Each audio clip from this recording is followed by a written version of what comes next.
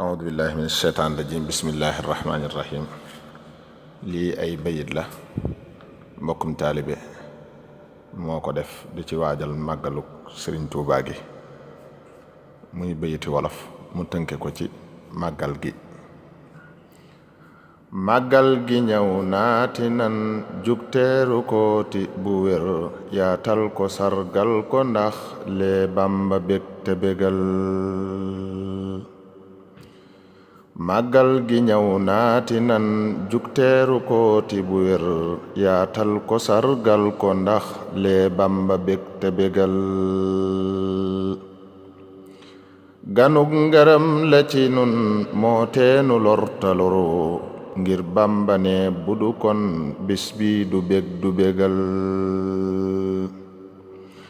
ganug ngërëm la ci nun moo teenu lortaloru ngir Bàmba ne budu kon bis bi du bég du bégal.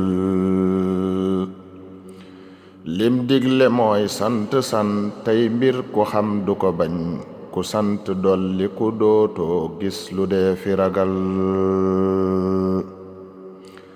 kon gaay nañu waaj te waajal sun barab te fexe daw lépp luy teenu bégloo Bàmba mi nu bégal.